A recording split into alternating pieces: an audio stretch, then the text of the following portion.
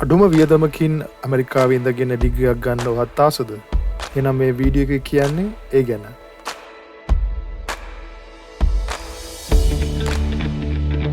සියලු දෙනාම පොඩි එඩියුකේෂනල් ටයිප් වීඩියෝ එකක් කරන්න හිතුවා හැමෝටම.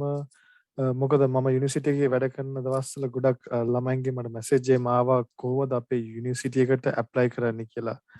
ඉතින් මං හිතුවා මේ වීඩියෝ එක කරලා YouTube එකේ දාන්න හිතන ප්‍රයෝජනවත් වෙයි කියලා අපේ කාට හරි. හරි, මුලින්ම පටන් ගන්නම් යුනිවර්සිටි එකේ නම මිනසෝටා ස්ටේට් යුනිවර්සිටි මැන්කේටෝ. මේ යුනිවර්සිටි එක තියෙන්නේ ඇමරිකාවේ මිනසෝටා කියන ස්ටේට් එකේ. ඔයාලා අහලා නැත්නම් මිනසෝටා ස්ටේට් එක ගැන. මේ ස්ටේට් එකේ ගොඩාක්ම පොපියුලර් ලේක්ස් වලට. මේකට land of 10,000 lakes කියලාත් කියනවා. මේ ස්ටේට් එක තියෙන්නේ US කැනඩා මායිම්බ. ඔය කහපාට තරුවෙන් පෙන්වන්නේ ඒ ස්ටේට් එක. මිනසෝටා වල කැපිටල් සිටි එක තමයි සෙන්ට් පෝල්ස්. තව Fortune 500 කම්පැනිස් වලට අයිති Best Buy, තව General Mills, Target තියෙන්නේ මේ ස්ටේට් එකේ තමයි. Fortune 500 කම්පැනිස් වලට ඇතුළත් වෙලා තව කම්පැනිස් 10කට වැඩි ප්‍රමාණයක් මේ ස්ටේට් එකේ තියෙනවා. අනිත් ලොකුම දේ තමයි මිනසෝටා වල තමයි ඇමරිකාවේ ලොකුම මෝල් එක තියෙන්නේ. තවත් අමතක කරන්න බැරිම දෙයක් තමයි රොචෙස්ටර් කියන සිටි එක. මේකේ තියෙනවා මැයෝ ක්ලිනික් එක. ලෝකේ ෆේමස්ම සහ එක්ස්පර්ට් ඩොක්ටර්ස්ලා සේවය සපයන්නේ මේ හොස්පිටල් එකේ. හරි, ඊළඟට අපි කතා කරමු මම මේ කියන යුනිවර්සිටි එක තියෙන ලොකේෂන් එක ගැන.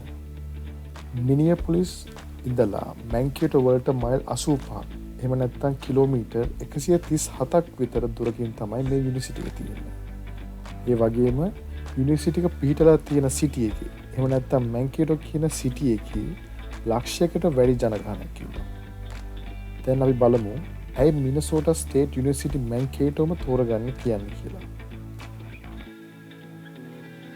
මුලින්ම අපි හොඳ යුනිවර්සිටි එකක් හොයාගන්නකොට බලන කරුණු කීපයක් තියෙනවා. ඒ කීපයක් තමයි ඔෆර් කරන ප්‍රෝග්‍රෑම්ස් මොනවද කියන එක, අනිත් එක ටියුෂන් කොස්ට් එක. මුලින්ම කියන්න ඕනේ මම මේ වීඩියෝ එක හැදුවේ මං ස්ටුඩන්ට් ලයිෆ් එකේදී එක්ස්පීරියන්ස් කරපු දේවල් බේස් කරගෙන. ඉතින් ඔයාලට මම මේ කියන කරුණුම ඔන්ලයින් රිසර්ච් කරලා හරි ඇමරිකන් ෆුල්බ්‍රයිට් එකකිනුත් වැඩිදුර හොයාගන්න පුළුවන්. ඉතින් මුලින්ම ටියුෂන් ගැන කතා කළොත් අපි හැමෝම කැමති හොඳ යුනිවර්සිටි එකකට යන්න.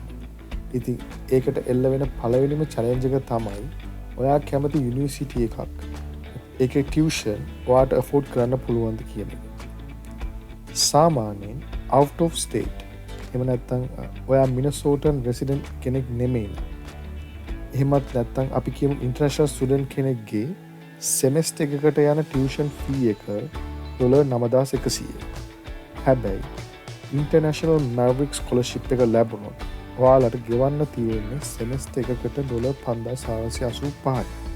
ඒ කියන්නේ $3,600කට වැඩි ස්කෝලර්ෂිප් එකක් ඔයාට ලැබෙනවා.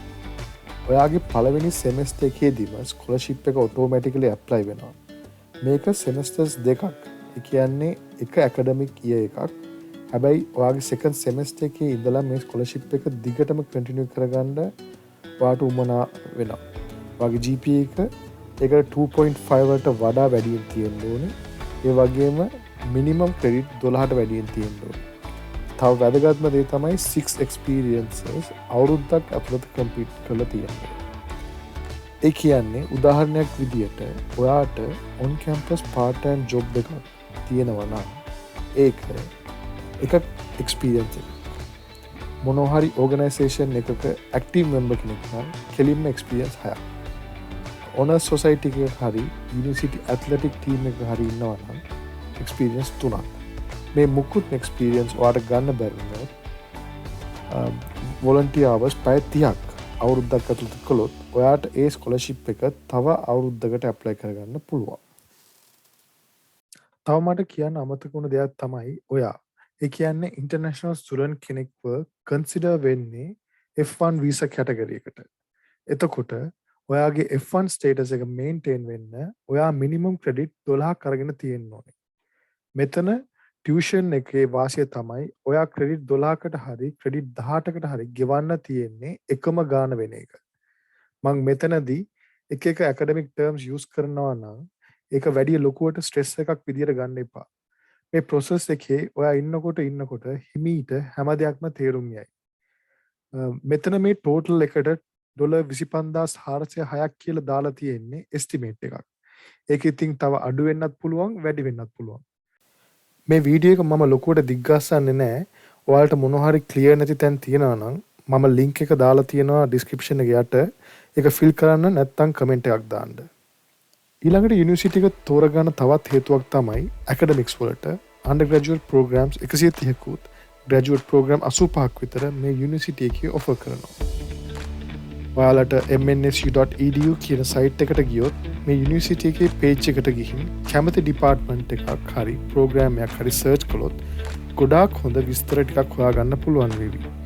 ඔයාලා මීට අමතරව තවත් යුනිවර්සිටි වලටත් apply කරනවා නම් මතක ඇතුව compare කරලත් බලන්න. mnsu.edu කොච්චර user friendlyද කියලත් අනිත් යුනිවර්සිටි website වලට වඩා. ඔයාට දෙන්න පුළුවන් තවත් හොඳ tip එකක් තමයි මේ යුනිවර්සිටි එකට අදාළ ඕනම දෙයක් සර්ච් කරනකොට ඒකට පස්සෙන් MNSU කියලා ටයිප් කරන්න.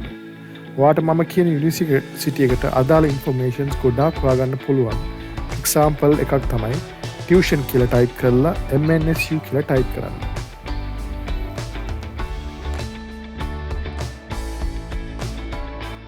ස්ටුඩන්ට් ලයිෆ් ඇන්ඩ් සර්විසස් ගැන කියනවා නම් ස්ටුඩන්ට්ස්ලා 14000ක් වගේ ප්‍රමාණයක් එන්රෝල් වෙලා ඉන්නවා.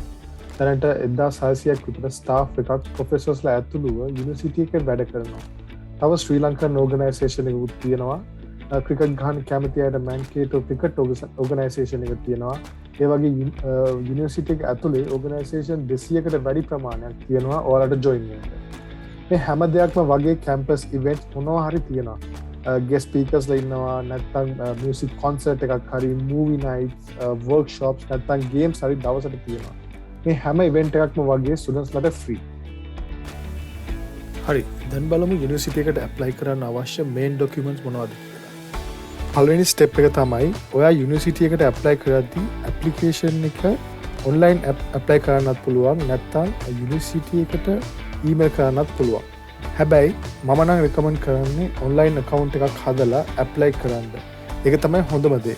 එතකොට ඔයා මුලින්ම star ID එකක් create කරන්න ඕනේ. ඒක තමයි ස්ටුඩන්ට් කෙනෙක්ගේ unique identification එක. step 2 තමයි ඔයාට application fee එකක් ගෙවන්න වෙනවා. $20ක.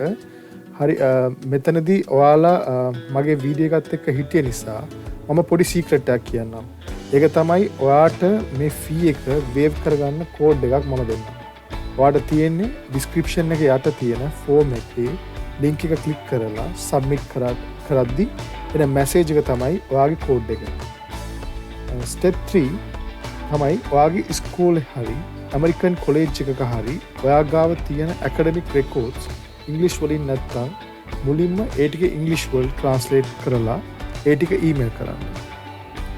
step 4 තමයි ඉංග්‍රීසි අපේ second language එක නෙමෙයි නිසා ඔයාට වෙනවා IELTS හරි SAT හරි TOEFL හරි Duolingo වගේ ඉංග්‍රීසි certificate එකක් proof විදියට පෙන්නන්න.